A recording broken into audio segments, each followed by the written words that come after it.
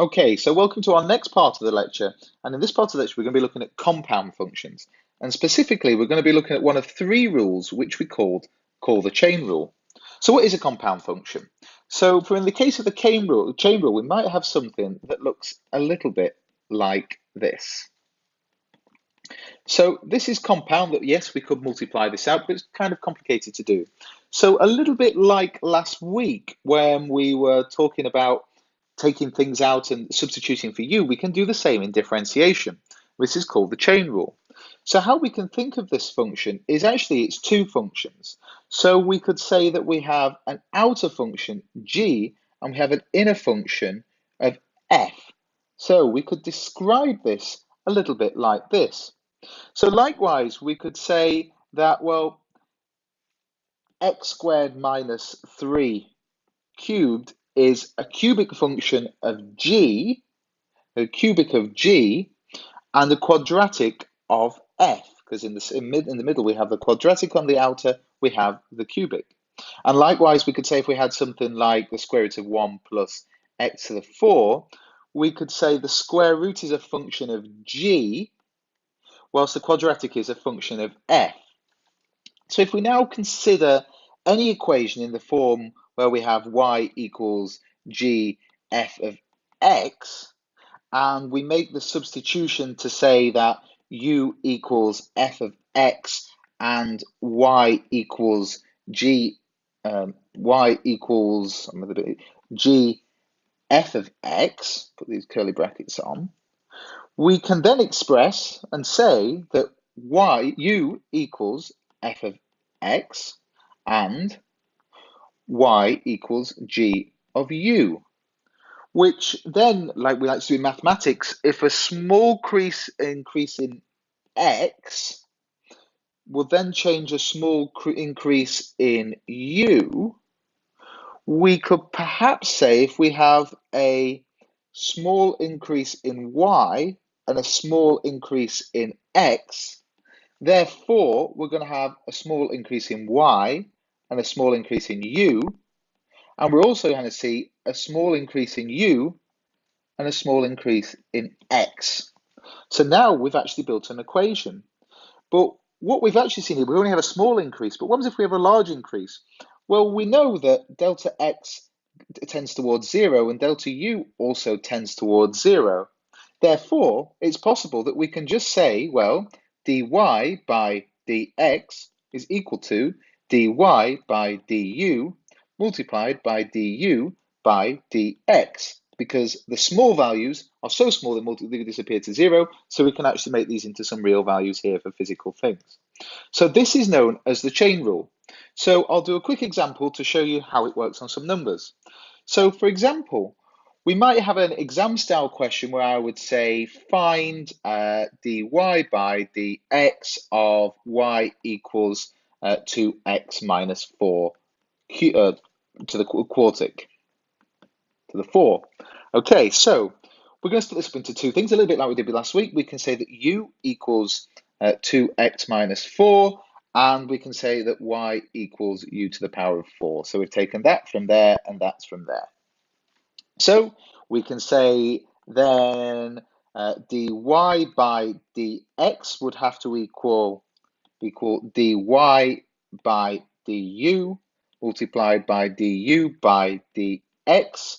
So this would give us, we need to do our differentials. So we say du by dx equals 2 and dy by du equals 4u cubed. So we can now say that dy by dx is equal to 4u cubed multiplied by 2, which equals 8u cubed.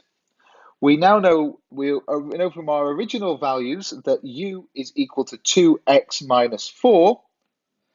2x minus 4 equals u. So we can then put these in and we find that dy by dx is equal to 8 multiplied by 2x minus 4 cubed. So this is just a generic tool. We can use this over and over again, and we'd actually find that we have, and again, some sort of relationship where we can say that if y equals ax plus b to the n, then dy by dx is always going to equal ax plus b to the n minus 1. You could remember this rule, but I would just work through it as we've just done there. So we'll do another quick example. So perhaps we're given the function y equals x cubed plus 1 to the power of 4, and we want to find our dy by dx. Well, we can say that u equals x cubed plus 1, and our y equals u to the 4, so du by dx equals 3x squared, and our dy by dx equals, or du, sorry, equals 4u cubed. We then stick this into our equation where we see that dy by dx equals dy by du, which is 4u cubed multiplied by 3x squared. If we then stick our values back in, or we'll actually need to up it, so it's 12x squared u cubed. If we stick our values for u back into here, we can now see that dy by dx is equal to 12x squared x cubed plus 1. And then finally, we'll just do a little bit more of a complicated problem, maybe something like this one, C, where we'll say maybe differentiate with respect to x, 1 over 1 minus x squared, something like the 5. So just like last week, so we're going to find dy by dx. We're going to say that y equals this. Just like last week, we can say, well, this is equal to 1 minus x squared to the minus 5. So we can say our y equals u to the minus 5, and our u equals 1 minus x squared. So again, our dy by du is equal, add one, bring the power down, multiply, minus 5 u to the minus 6, and our so this is our whatever our next one, our dy by dx, so this is y, dy by du, dy by dx, du by dx, sorry, is equal to minus 2x. So we can then stick this all back into our equation, and we will therefore find that dy multiplied by dx is the same as saying minus 5u to the minus 6 multiplied by minus 2x, which is equal to 10x u to the minus 6. We can then say that that is the same as saying 10 over 1 minus x squared to the 6. And if we stuck our u back in, and we've got our 1 equals minus 10x to the 6, which our x comes from here. So that's the chain rule.